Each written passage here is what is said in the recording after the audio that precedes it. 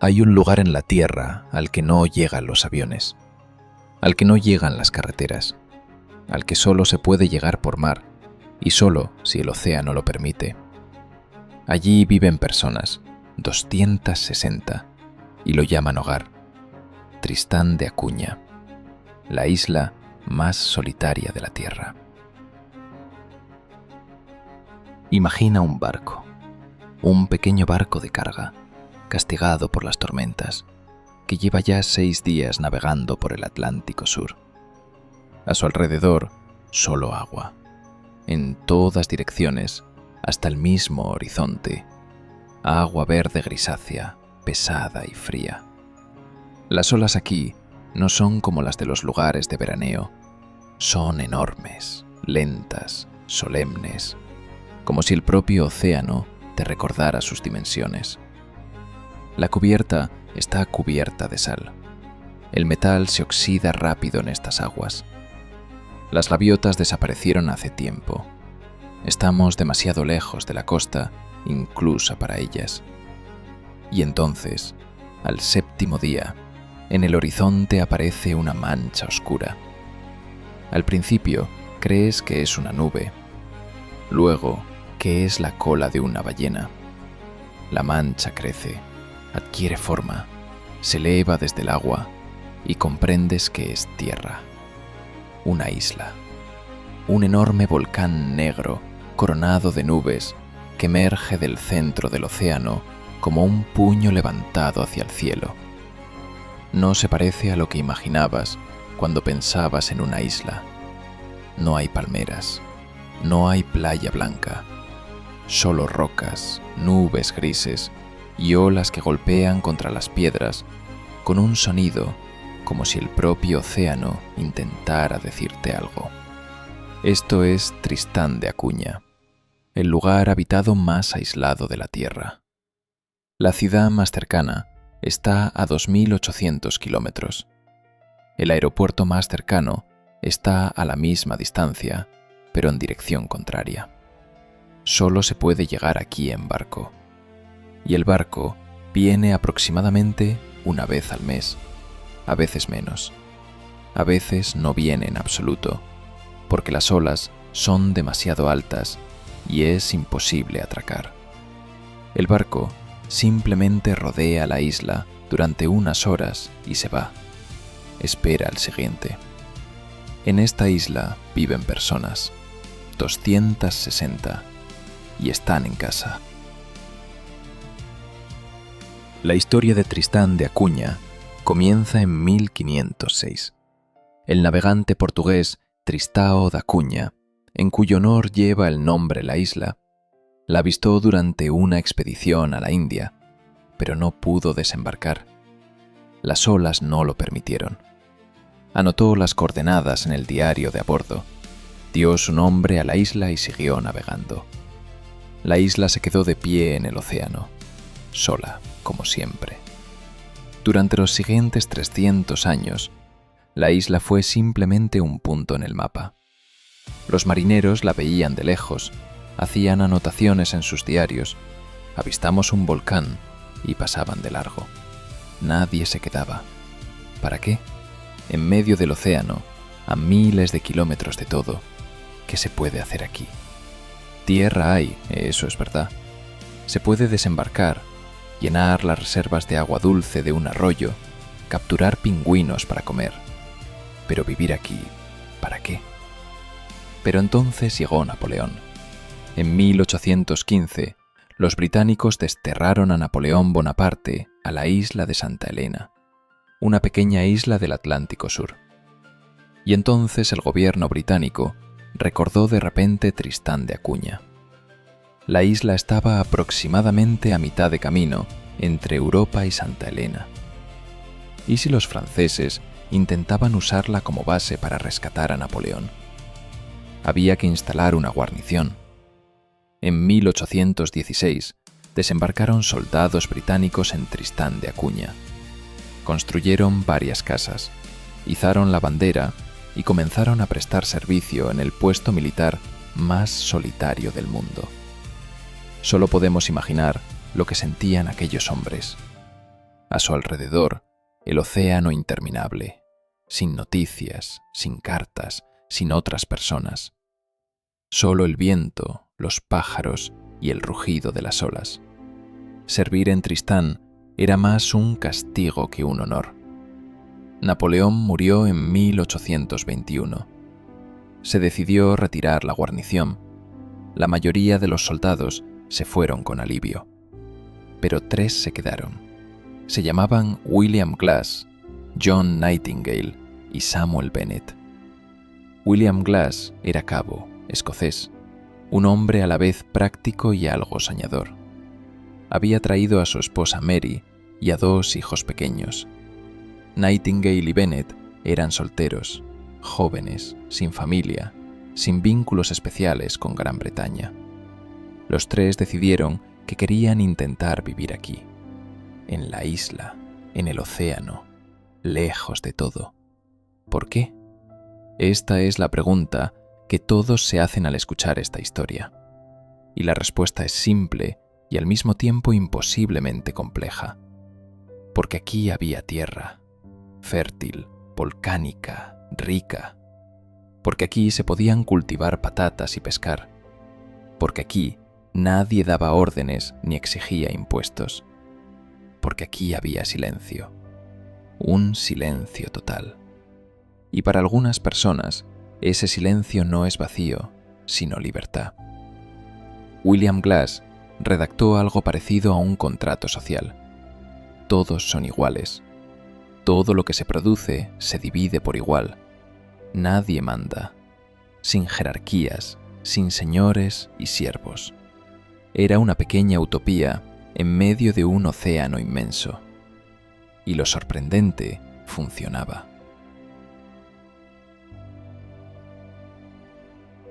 Tres hombres en la isla eran pocos, muy pocos.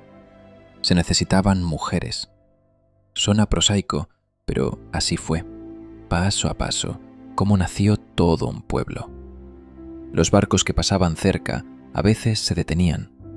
Los capitanes agradecían poder reponer sus reservas de agua dulce y patatas. Los marineros desembarcaban, comerciaban, algunos se quedaban. Se establecieron vínculos comerciales con la isla de Santa Elena, la misma donde murió Napoleón. De allí vinieron varias mujeres, luego algunas más. Alguien llegó de Madagascar, alguien del Cabo de Buena Esperanza en África. En 1827 llegaron 5 mujeres de la isla de Santa Elena, y ese fue el punto de inflexión. La colonia comenzó a crecer de verdad. A finales del siglo XIX, vivían en la isla unas 100 personas. Tenían su propia iglesia, su propia escuela, su propio sistema de gobierno. Y lo más sorprendente, su propio idioma. Un dialecto del inglés mezclado con palabras holandesas, italianas y africanas. Un idioma que no existe en ningún otro lugar de la Tierra. Un idioma que hablan exactamente 260 personas y nadie más. Si ese idioma muere, morirá para siempre. En la isla había 8 apellidos: Glass, Green, Hagan, Lavarello, Patten, Rogers, Swain y Watkins. Si hoy llegas a Tristán de Acuña y le preguntas a cualquier habitante su apellido, escucharás uno de estos 8, porque los 260 habitantes de la isla son descendientes de aquellos primeros colonos. Todos son una gran familia, literalmente. Si investigas el árbol genealógico de cualquier habitante de Tristán, resultará que es pariente en mayor o menor grado de todos los demás. Genéticamente, esto crea ciertos problemas. La isla ha pasado por varios llamados cuellos de botella, momentos terribles en los que la población se redujo drásticamente y todos los que quedaron eran parientes cercanos. En 1885 ocurrió una tragedia. 15 hombres salieron en bote hacia un barco que pasaba para comerciar. Se levantó una tormenta repentina. El bote volcó. Los 15 se ahogaron. Eran casi todos los hombres adultos de la isla, de un golpe. Quedaron las mujeres, los niños y unos pocos ancianos. Fue una catástrofe demográfica, psicológica, existencial. Los que quedaron sobrevivieron, pero la diversidad genética de la isla, ya escasa de por sí, se redujo aún más. Hoy muchos habitantes de Tristán padecen enfermedades genéticas raras, en particular un porcentaje muy alto de asma y ciertos trastornos visuales. Científicos de todo el mundo estudian su ADN porque la historia genética de la isla puede rastrearse con exactitud documental como en ningún otro lugar del planeta. ¿Cómo viven hoy las personas en Tristán? La isla tiene una superficie de unos 100 kilómetros cuadrados. La mayor parte la ocupa el volcán Queen Mary's Peak, de 2.062 metros de altura. Está cubierto de nieve la mayor parte del año. En sus laderas pastan ovejas y ganado vacuno. El clima es duro, viento constante, nieblas frecuentes, lluvia. No es el lugar al que uno va a tomar el sol. El único núcleo de población se llama Edimburgo de los Siete Mares. No simplemente Edimburgo, sino de los Siete Mares. Porque desde aquí, desde esta orilla, parece que se ven todos los mares del mundo a la vez. El nombre es solemne. El pueblo en sí es modesto. Unas pocas hileras de casas de piedra con tejados de colores vivos. Una iglesia, una escuela, un pequeño hospital, una oficina de correos, una estación de bomberos y una tienda para todos. En esa tienda hay casi todo lo necesario: conservas, cereales, harina, productos de limpieza, ropa. Pero el casi es aquí la palabra clave. Si el barco se retrasa o no puede atracar por la tormenta, las estanterías empiezan a vaciarse.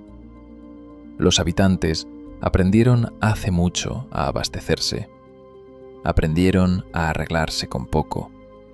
Aprendieron a comer lo que dan el océano y la tierra, no lo que les apetece. El pescado es la base de la vida. Atún rojo del sur, focas, langostas. Los habitantes locales los pescan en las aguas que rodean la isla. Las langostas de Tristán son consideradas un manjar en Japón y Europa. Es la principal y prácticamente la única fuente de ingresos monetarios de la isla. Cada año llega un barco especial a buscar la pesca y se lleva las langostas a los mercados mundiales. Con ese dinero, la isla compra lo que no puede producir ella misma. También hay patatas, un verdadero culto a la patata. Cada familia tiene su parcela de patatas, una tradición que existe desde el mismísimo principio del asentamiento, desde los tiempos de William Glass. Aquí todos cultivan patatas, desde los más pequeños hasta los más mayores.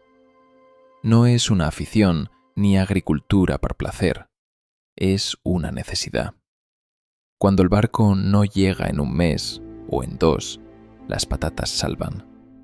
También hay ganadería, ovejas, vacas, gallinas.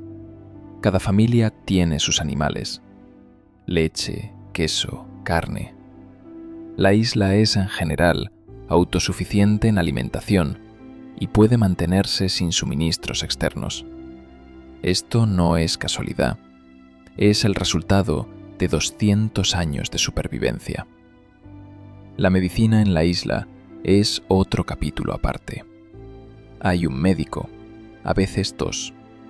Los envían de Gran Bretaña con contratos de varios años. Luego se van y llegan otros nuevos. Si alguien enferma gravemente o sufre un accidente, hay que evacuarlo en barco. Pero el barco tarda una semana en llegar a Ciudad del Cabo. 7 días en mar abierto, en plena tormenta, con un enfermo a bordo. En esa semana pueden ocurrir muchas cosas, y han ocurrido. Los niños estudian en la escuela local. Los maestros también vienen de Gran Bretaña. El programa es británico.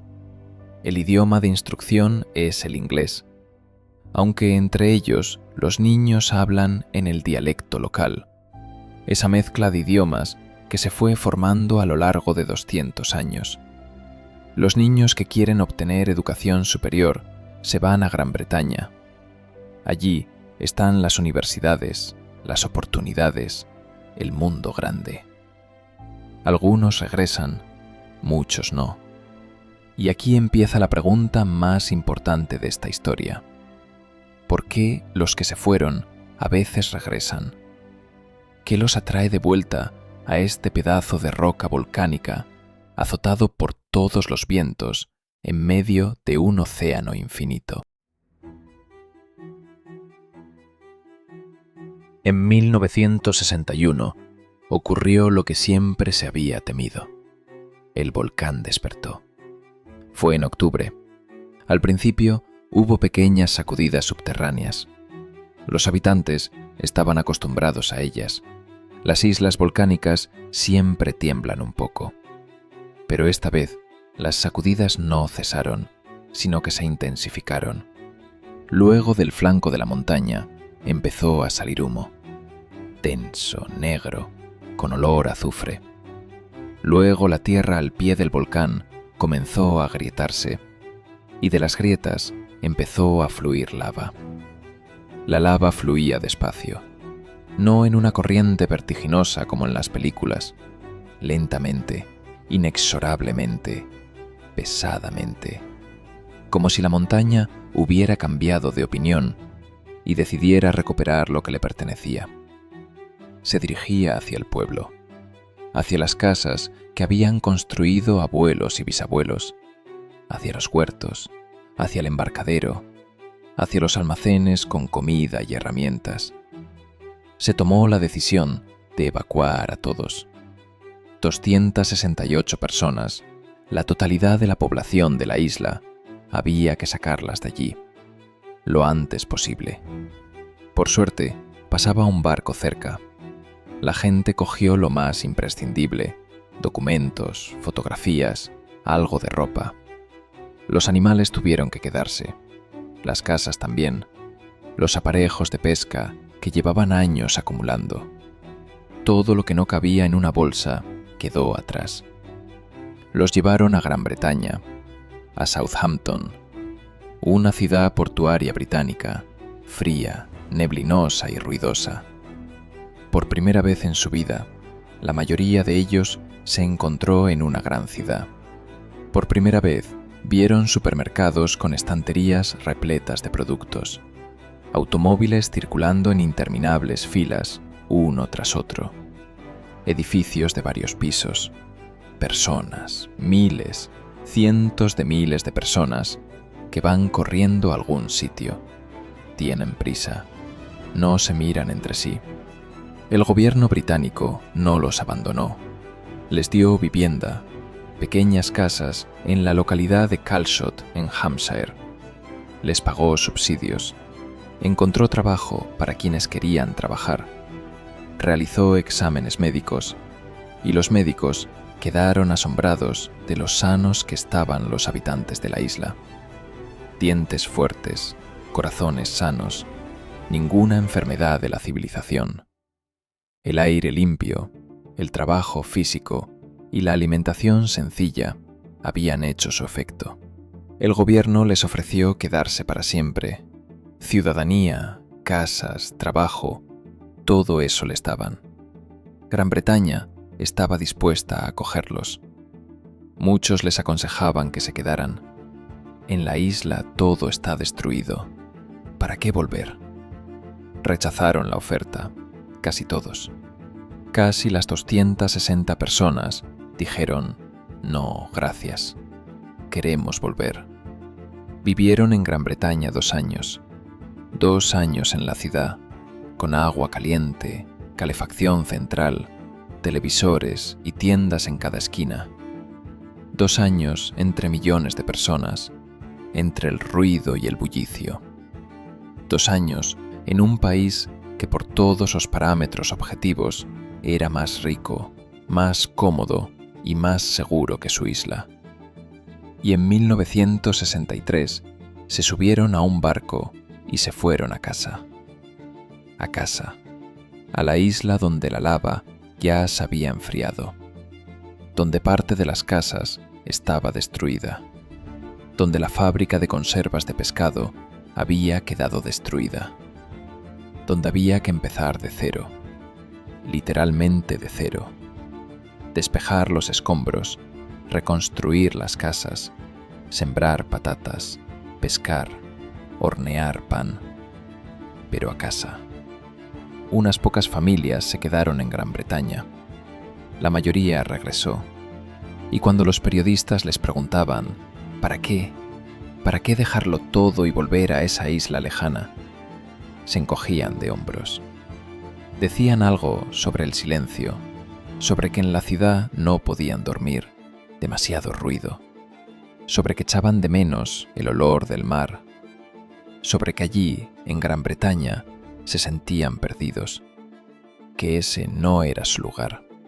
Un anciano habitante de la isla dijo en una entrevista algo así: allí, en Inglaterra, teníamos de todo: tiendas, autobuses, calefacción, pero cada noche me despertaba y no sabía dónde estaba. Aquí me despierto y escucho el océano, y sé dónde estoy. Estoy en casa. Internet llegó a Tristán relativamente hace poco. Satelital, lento, caro, pero lo hay. Antes solo radio, mensajes cortos que se transmitían por el éter.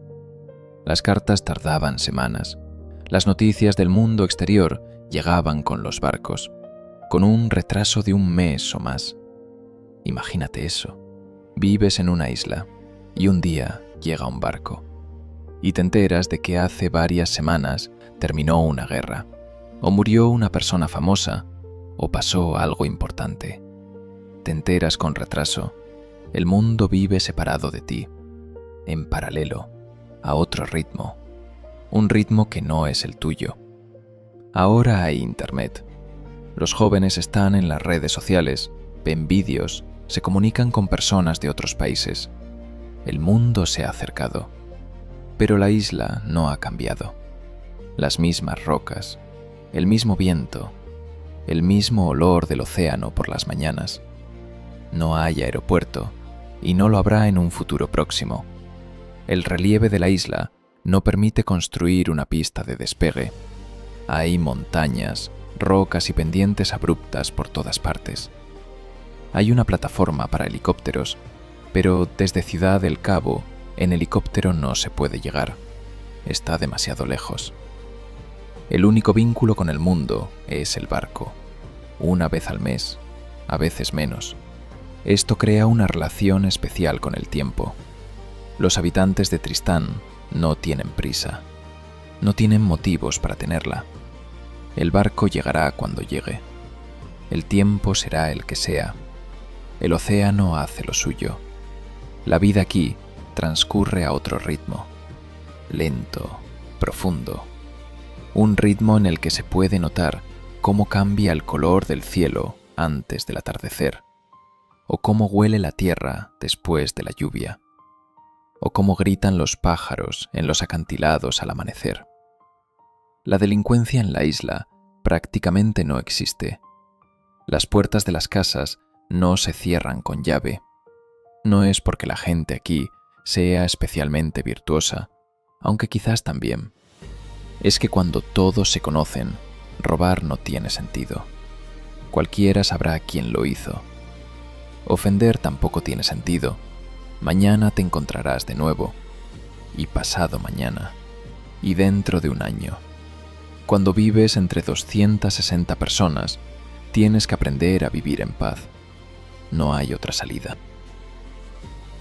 Cada año, varios jóvenes de Tristán se van a estudiar o trabajar a Gran Bretaña.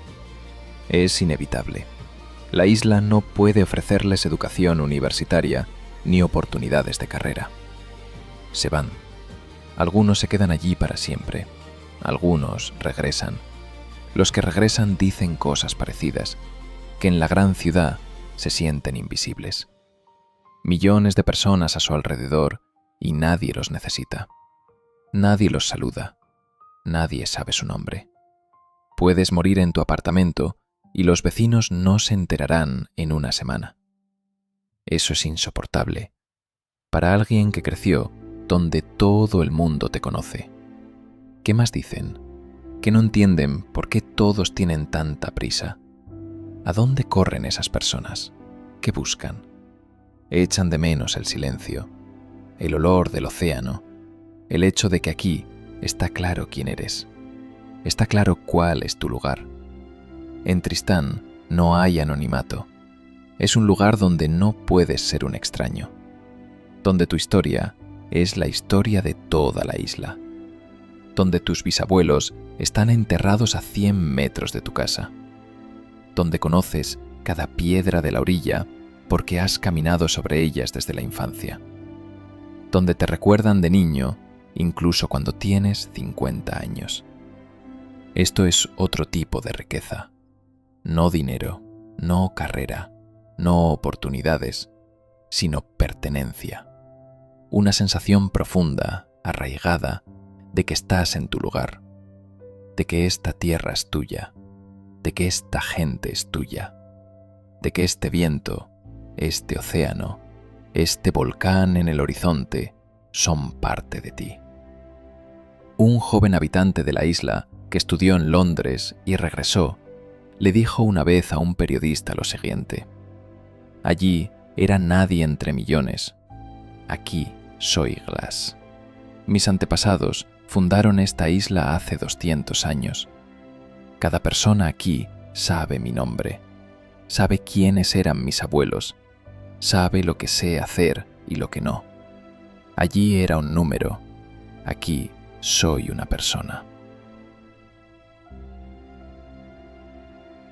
La principal amenaza para Tristán no es el volcán, no son las tormentas, no es el aislamiento, no es el cambio climático, aunque el nivel del mar alrededor de la isla también sube.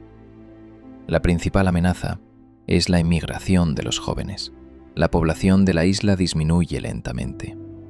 Los jóvenes se van y no todos regresan. La natalidad es baja. La edad media de los habitantes aumenta. Si la tendencia continúa, en unas pocas generaciones, puede que no quede nadie en la isla. Se quedará deshabitada. Solo una roca en el océano, como era hace 500 años, antes de Tristão da Cunha y antes de William Glass. El gobierno británico apoya económicamente a la isla. Envía maestros, médicos, especialistas técnicos. Ayuda con la infraestructura, carreteras, electricidad, suministro de agua. La isla es oficialmente un territorio británico de ultramar, lo que significa que sus habitantes son ciudadanos británicos con plenos derechos. Pero el futuro de la isla no depende del gobierno. Depende de esas 260 personas que cada mañana se despiertan en ese peñasco volcánico y toman una decisión: quedarse o irse. Cada día, una y otra vez. Por ahora, la mayoría elige quedarse. Y en esa elección hay algo muy importante para entender qué es el hogar. No un lugar en el mapa, no un nivel de comodidad y oportunidades, sino algo más profundo. Algo que vive en el cuerpo, no en la cabeza. Algo que no se puede explicar con palabras, pero que es muy fácil de sentir cuando estás en la orilla de esta isla, miras al horizonte, escuchas el sonido del océano y comprendes: aquí está todo. No se necesita nada más.